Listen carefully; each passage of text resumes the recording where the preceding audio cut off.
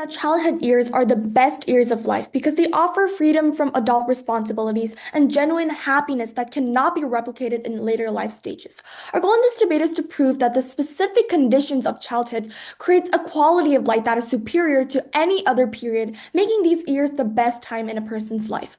So moving on to the characterizations, when we talk about childhood years, we are referring to the period from early consciousness around age 4 until approximately age 18. And during this time, individuals are still dependent on their parents and are not yet expected to support themselves financially or make life-determining decisions independently.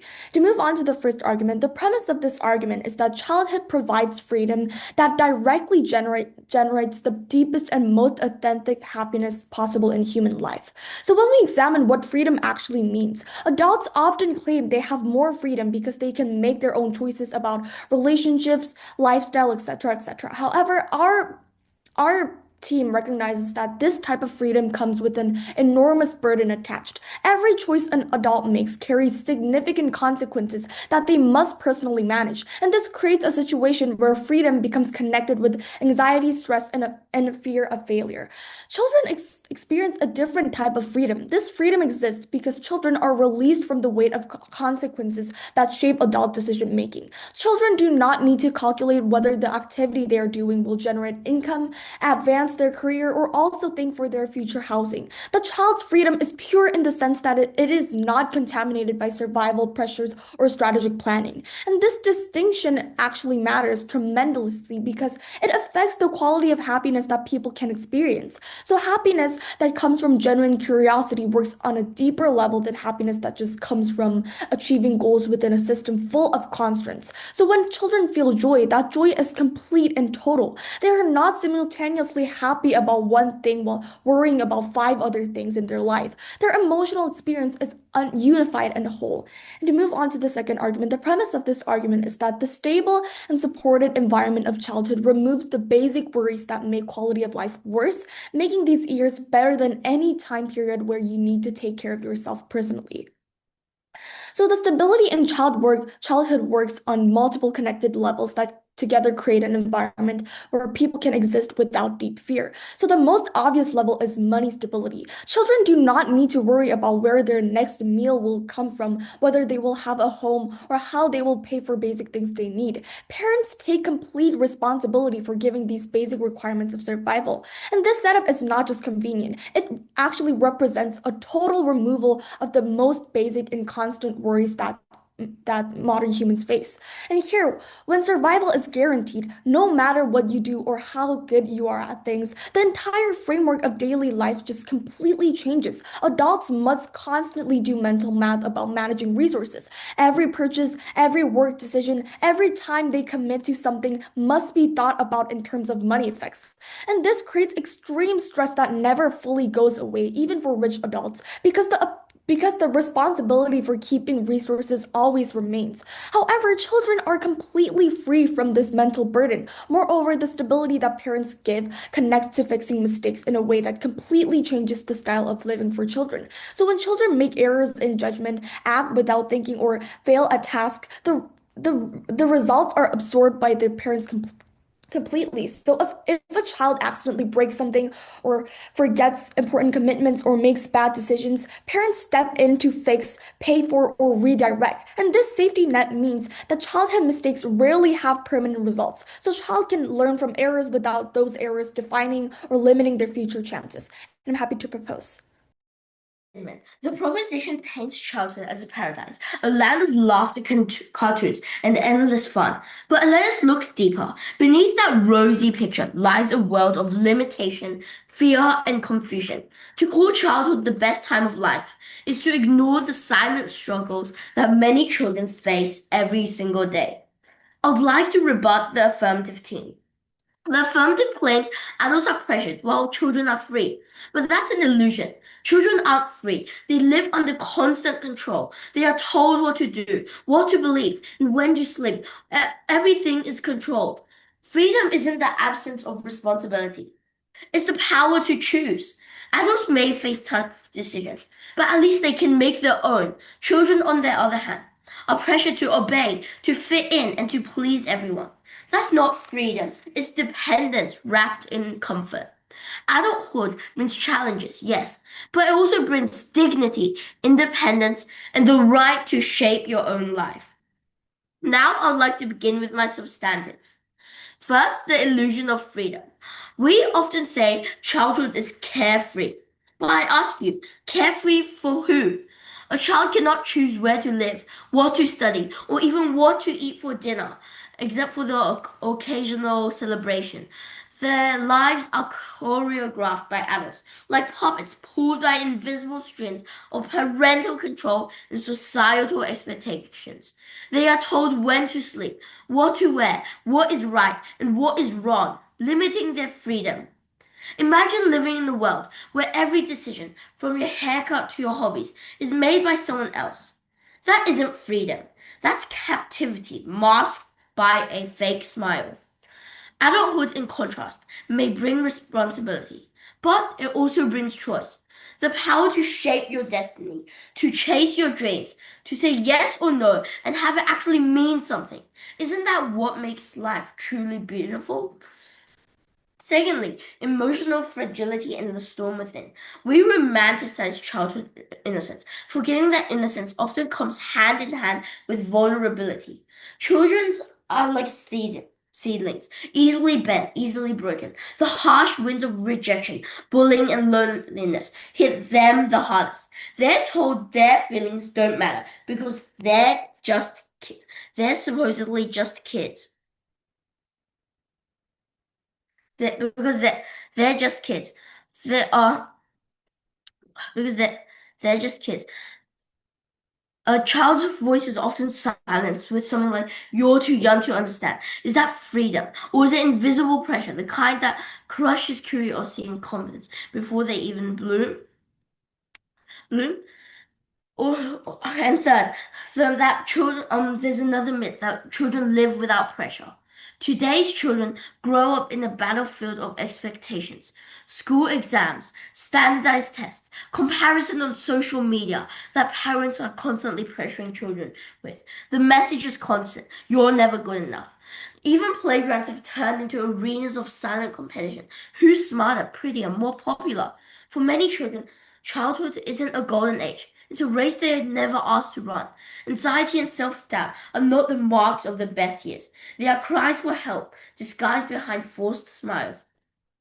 So, ladies and gentlemen, childhood is not the summit of life. It's the starting line. It's a chapter of dependency, confusion, and vulnerability, not the grand finale of happiness. The true best years are not defined by age, but by agency. The power to live authentically, to rise after falling, to find meanings on one's own terms. So let us not glorify childhood as paradise, because for many it is not a dream remembered, it is a cage escaped. Thank you. I were under huge amounts of pressure whenever I do a debate tournament because being a debater became my career. Every speech I would make would shape my entire course of life, and me failing wouldn't be an option. As a child, however, I'll still try my best, yet with the comfort that even if I lose this round and this tournament, my parents will still be there for me, that I could try taking another path in life because I'm always given another chance. Proud to propose. They tell us that children live under constant control, they have to fit in expectations, etc. I think being under this control of their parents is best. Students being controlled by their adults for their well-being is comparatively better than children being free to do anything they want and destroy their lives. I think that control and puppets aren't okay if the person controlling them has evil intent to harm them. However, your parents have good intentions to help you, and since it is their responsibility for your benefit and your well-being, I think that this amount of control should be tolerable and completely fine compared to the amount of control that adults get because their bosses gets to control whatever they go to home, whenever they eat, or other etc. types of different things. But their adults have their own self-intentions, such as like bosses, because they want to earn profit. Therefore, adults are more prone to control and manipulation. They talk about emotional fragility. I think vulnerability is also held by parents because this means that people get this source from help from their parents. We only have this from our world. It is not even like the adults. Certain types of adults aren't also vulnerable as well. But even if they are, they still aren't helped by any other source. They talk about how children have expectations that they also have to reach. Adults have these same expectations, but much worse because for children, being like pretty could help for your reputation. For adults, it can become your career, whether you get to put food on the table by being a model, or whether you get to become unemployed because you're not as pretty as this other woman. Some other points to extend then. I think that when it comes to health-related things, note that besides what we already tell you, older people face much more health-related issues because they are biologically unable to do certain actions that children can easily do. Riding roller coasters or enjoying fast food becomes an obstacle as you become older, meaning that you aren't able to enjoy that much happiness as your age. Then there's also time given to face hardships. Furthermore, as you age, you gain experience and more happiness as you live that many more years of life. But that also means that you get that much time to suffer hardships and be forced to overcome them. It is really unlikely for your parents to die when you're still young compared to when you're adults. It is much more likely for your parents to leave your side when you are middle-aged or when you are even a grown-up. Your dog can die since you're much older, since your dog's lifespan ends when you are much older, and you can lose other parts of your life that are comparatively much more valuable then. Argument 3 on emotional comfort. I think that when children mess up or when they make a mistake, then compared to when children grow up, they get much more emotional comfort. I think this for two major reasons. First, on their relationship with their parents. So I think that parents are one of the child's sole source of emotional comfort when they can be there for their child and support them when they need help, whether it is financially or emotionally. I already talked to you about financially, but let's talk about emotionally. Then when you become an adult or a middle-aged person, this entire thing changes because once you tend to distance yourself physically from your family, because most adults tend to live on their own. This happens normally for the rest of a person's life, meaning that all the times that an adult could have spent with their parents become drastically shorter. This means that adults are much less capable of fostering genuine, comforting relationships as they are older, as well as compared to children who live with their parents and get to see their parents' faces every single day. Secondly, then on how their decisions impact their future and how much emotionally damaging this can be. Then note that adults and the elderly become much more pressured because of how their actions have such a huge and tangible impact on their future. Note that your childhood actions still count, but as an adult, you're making more important decisions that shape the course of your life. If you start doing art and were to quit during childhood, that'll be fine because you're still a child. You have much more time in the future to nurture another talent. However, your time is limited when you're an adult. You have to quickly stick to one talent and try to make a career out of that. This leads to a lot more emotional pressure coming from society and yourself and also your parents. I think this stage of life has the most stability and freedom that really counts towards which life is better. I think that since children can live with the freedom and without the pressure to make decisions, while also knowing that their parents can also have their back. I love being a child. Proud to propose. The most enjoyable few years of life is flawed and struggles under a few important terms: autonomy, emotional stability, and lasting fulfillment. While many people look back fondly on their early years, this nostalgia often ignores the deep realities of childhood. Yes, children may experience moments of fun and simplicity, but these moments are fleeting and largely shaped by adults rather than by the children themselves. Childhood is a stage of limited freedom where choices are made for you, from what you wear and eat to where you go and what you believe. The absence of autonomy means that happiness in childhood is often dependent on circumstance, not choice. Furthermore, childhood happiness is fragile. As children grow, they begin to face new forms of stress, academic expectations, social pressures, and the fear of not being accepted. Their emotional stability is still developing, making joy short-lived and easily replaced by anxiety or confusion. Unlike adults, children lack the experience and self-awareness to process these emotions or to find purpose through independence. For these reasons, it is misguided to claim that childhood is the best stage of life. True satisfaction and fulfillment arise when individuals gain control over their own decisions, understand themselves, and build meaningful lives through their own efforts. Adulthood, with its challenges and freedoms, allow people to create lasting happiness, something childhood's fleeting joy can never truly provide. Now to my rebuttal. They say that children have more freedom than adults, but children don't have complete autonomous freedom. Freedom, while being limited, is like not being able to do whatever you please in a giant, is like being able to do whatever you please in a giant jail cell. You can do whatever and no one would interfere, but you'll never truly achieve true freedom or happiness, as happiness and true freedom come with a side of maturity and hard work. Children can never access that level of happiness and freedom that adults have, and adults can access it through obstacles. If parents always step in, is this true freedom? We must act based on circumstance. Parents curbing their freedom? We define freedom as something a human is free to make, free to live, and children don't have that. They need to follow someone else's views and choices, and that isn't a choice for them. Even if parents have this control over their children because it is for a good cause, it doesn't change the fact that children don't have maturity, and adulthood gives more choices. At least adults can try and reach these opportunities. Children don't have the choice to be able to change. They are forced to stand and watch, being a shadow in their maturing lives. Additionally, adults are able to cope far more quicker and better when they develop and grow. And when adults grow up, parents aren't the only root of emotions and support. They have friends and other support that can actually foster them to be able to cope or grow or go through hard obstacles. That's my arguments. Judge, I would like to present 3 arguments to the House today. 1, limited opportunities for self-expression. 2, adulthood brings fulfillment and purpose. And 3, childhood happiness is fleeting. My first argument, while childhood is often idealized as a carefree and happy time, in reality, children have limited opportunities for genuine self-expression and decision-making. Most aspects of a child's life, such as their education routines and even friendships, are guided or controlled by adults. Because children rarely have the freedom to make meaningful choices, their sense of happiness can be superficial or dependent on external approval, rather than authentic fulfillment. True happiness stems from autonomous self-discovery and the ability to shape one's own path, opportunities that typically become possible only in adulthood. That's my second argument. Adulthood brings fulfillment and purpose. Unlike childhood, adulthood offers individuals the ability to pursue meaningful goals and create a life aligned with their personal values. Adults can choose careers, hobbies, relationships, and lifestyles that reflect who they truly are, giving them a sense of autonomy and purpose. This freedom to make intentional choices allows for deeper satisfaction and long-term happiness that childhood rarely provides. While childhood happiness may be immediate and often superficial, adult fulfillment is rooted in personal growth, achievement, and the ability to contribute to something larger than oneself, making it more enduring and meaningful. Now to my third argument. Even though childhood is often portrayed as a time of innocence and joy, the happiness experienced during these years is often temporary and fragile. Children's moods and satisfaction are heavily influenced by the environment, the actions of adults, and external circumstances over which they have little control. A fun day or moment of play can quickly be replaced by frustration, boredom, or rules they must follow. Because children lack autonomy and the ability to shape their experiences consistently, the happiness is often fleeting. In contrast, adults can cultivate more lasting joy by making conscious decisions and pursuing goals that reflect their authentic selves. Thank you. Children dreaming of becoming a firefighter, mermaid, or princess can only happen because they are backed up with unconditional love and support from their parents. However, when you become an adult, you're deprived of your optimistic dreams from the increasing materialism towards paying the bills, putting food on the table, and whatnot. We believe that one is most complete and fulfilled when they feel genuine happiness over burden, towards children playing with toys over adults being burdened to pay the bills. Propose. One rebuttal then.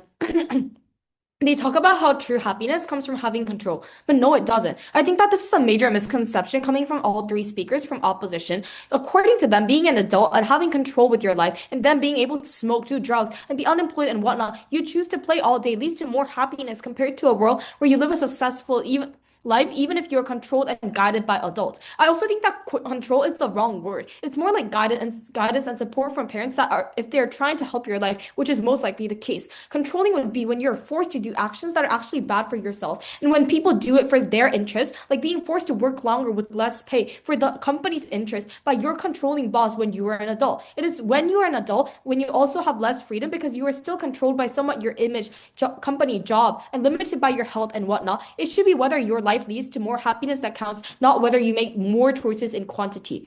2 clashes in this debate then. First clash on which period of life has more emotional fulfillment then. So opposition tells us mainly 2 things. First of all, they tell us that emotions are belittled because they're children. First of all, we want to point out how opposition's characterization throughout the whole debate on childhood is very uncharitable because in most cases, we do not see parents being as oppressive in status quo like they tell us from their case. Secondly, then, we would say that this is much worse for their side's adulthood on the flipped because people think it's unreasonable for adults to, for example, cry or complain because they should be this quote-unquote mature figure to society. At least it is very acceptable and widely understandable for children to express their emotions during childhood. Secondly, then, on their point on invisible pressure and how this crushes curiosity and how people think they're never good enough, know how if this is the case that they're going to bring, this damages their case much more. At least as children, everyone has a general belief that they're still in the middle of finding their path or their future career, and it's completely okay to make mistakes or be underdeveloped. When you're an adult, the harms are tangible and permanent where you could get fired from your workplace for making a mistake. Opposition never compares when permanent damage is something mitigated from their side. Then we tell you from our side of the house then, how first of all, in most cases, children are more emotionally fulfilled because they are provided unconditional love from their family members who often grow apart as they move away and become independent as an adult. The amount of support you get and having the mentality that it is okay to make mistakes enables children to be bright and carefree, which we believe is one of the core values of someone being happy and stable as a human being. Hence, we take the first clash home. Second clash then on which years have more freedom and stability within their lives. So some things that opposition tells us then. First of all, they tell us that they are controlled with no freedom and that they need to obey to their parents. The control that opposition brings in this debate is very minor because both sides should charitably agree that parents make decisions in the best interest of the child. Telling the child to go to bed, which opposition finds oppressive, is because they want their child to grow up as a healthy person, right? The majority of things that children face from parents is control is all for their best, but other factors from people like your boss is something for their best interest and their profit. So unless you are a child, it is hard to find people who will be altruistic to you at the end of the day. So secondly, then how they talk about adults have dignity from being independent, we think even if opposition constantly claims that being independent is having dignity, they cannot win this point without explaining to us why this outweighs the burden of being yourself by yourself and having to take all the responsibilities. In our case, we tell you that unlike adulthood, during childhood, we see young children having dreams and experiencing a wide spectrum of things. This experience can only happen when you have stability as your prerequisite. But even if we bite the bullet and say that these children are somewhat not financially stable, that does not determine the burden because that does not equate to them paying the bills and going to work and whatnot. We, at the end of the day, outweigh their benefits because sure, even if we say that adults are more able to pursue the dream they want or find the career, one, there's no guarantee that that was actually their dream instead of a job they chose for the sake of profit, and two, they are at the end of the day burdened with having to make a living, which is why we are very proud to propose. The proposition has raised certain benefits that do not actually stand when we test them. Before moving on to my rebuttal, I'm going to organize my rebuttal under three main clashes. Firstly, freedom and autonomy. Secondly, emotional growth and fulfillment. And last, perspective and meaning in life. Now moving on to my rebuttal under my first clash, freedom and autonomy. Affirmative claims that childhood provides true freedom. Kids are carefree and unburdened by responsibility. However, we say that that isn't real freedom. It's powerlessness disguised as ease. Children don't choose their schools, their homes, or even their beliefs. Adults make those decisions for them. Adults, by contrast, may face responsibility, but that responsibility is the price of autonomy, the ability to shape your own path and identity. True freedom is not the absence of responsibility, but the presence of control over your own life. Childhood's freedom is an illusion because it comes at the cost of independence. The next thing proposition claimed was that childhood is more stable. Kids don't have to worry about money, jobs, or responsibilities. Yes, children don't deal with money, but that's because they have no control over it. Their stability depends entirely on adults. If parents lose jobs or families break down, the child has no power to fix it. Adults, on the other hand, have agency. They can earn, save, move, and rebuild. That's real stability, one based on self-sufficiency, not dependency. Childhood feels safe only because someone else is carrying the burden. Adulthood gives you the freedom to create your own security. Now moving on to my second clash, emotional growth and fulfillment. Proposition claims that adults' choices are full of stress and harmful consequences, while childhood is pure and emotionally safe. Stress is not always harmful. It's a sign of engagement and purpose. Adults experience deeper emotions precisely because they understand what's at stake: love, goals, and meaning. Childhood emotions are fleeting and often confusing. Yes? Do you think the stress children get from going to bed early and their haircut is greater than the burden of an adult?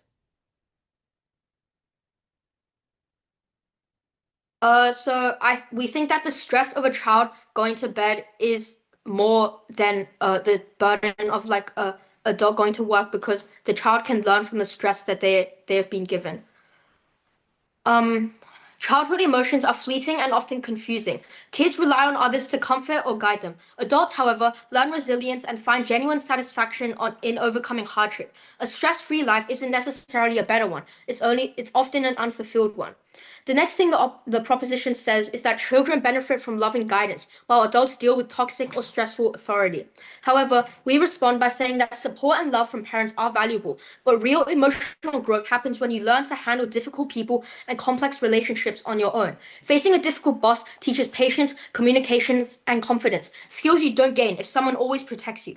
Adults can still find guidance through mentors, friends, and experience, but it's chosen, not imposed. Relying on parental protection forever would actually stunt emotional maturity. Now moving on to the rebuttal of my final clash, perspective and meaning in life.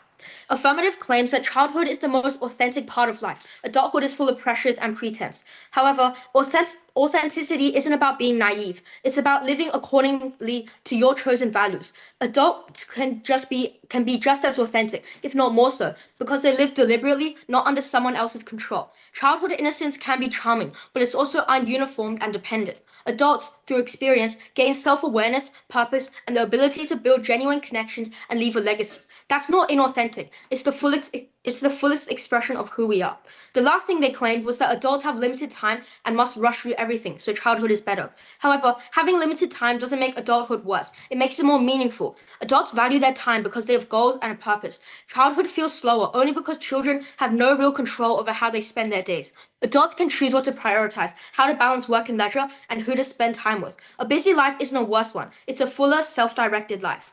In conclusion, our Team B's proposition in all of these clashes due to how we look at the long-term benefits that stretch across an individual's life. For the reasons above, I'm so proud to oppose. Thank you. Throughout this debate, the affirmative has tried to paint childhood as a magical land of love, freedom, and protection, a time free from stress and responsibility. But our team has shown that this picture is an illusion. Childhood is not the best time of life. It's a time of dependence, confusion, and limited control. Adulthood, not childhood, is where true freedom and fulfillment are found. I've identified two clashes in the debate. Firstly, freedom versus control. The affirmative constantly argues that children have more freedom because they don't face adult responsibilities or difficult choices. But we have shown that childhood freedom is only surface level. Children cannot choose where they live, what they study, or even what they eat. Every aspect of their lives is controlled by parents, teachers, or guardians. We outweigh the affirmative because freedom isn't about having fewer duties. It's about having power over your own life.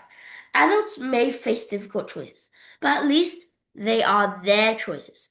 Adults can act, decide, and shape their futures. Children can only wait for permission. That is not freedom. That is dependence dressed up as comfort.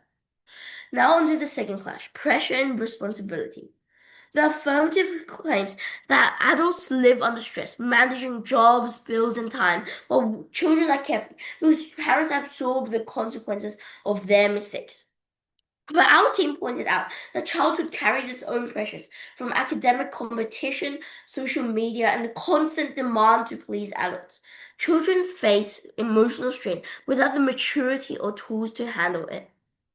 At least adults have the experience and strength to manage life's weight. They have independence, purpose, and emotional stability, things childhood lacks. So, ladies and gentlemen, childhood may have moments of warmth, but is not the pinnacle of life. It is a training ground, not the triumph. Adulthood, with all its challenges, offers a freedom, growth, and dignity that truly make life worth living.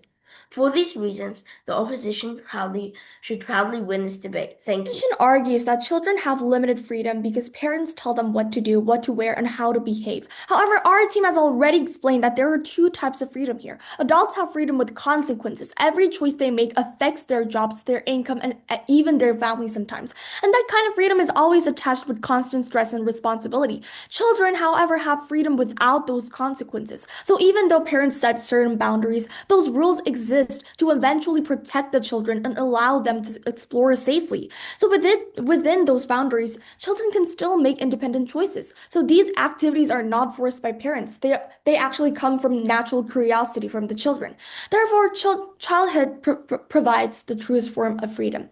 Also, the opposition says that children live under constant academic stress from tests and expectations. While these pressure exist, it is temporary and does not threaten a child's survival or long-term well-being. For adults, failure can lead to unemployment, debt, or losing their home. For children, a low grade might feel disappointing, but it does not destroy their life. Parents and teachers will provide guidance and second chances for improvement. The opposition also claims that children suffer from pressure to be popular or attractive. However, this problem actually continues and even grows in adulthood. Adults face intense social judgment through workplaces, social media, and relationships. And adults are judged not only on appearance, but also on their wealth, career success, and social connections. And these pressures have serious lasting effects, such as damaging their reputations and so on. So in childhood, social problems such as popularity worries are just temporary, and children can recover them more easily, and adults around them can help them rebuild their confidence. And this safety system actually allows children to experiment with relationships without permanent harm. Adults, however, must manage these social pressures entirely on their own, which with much greater consequences. And I'm happy to propose.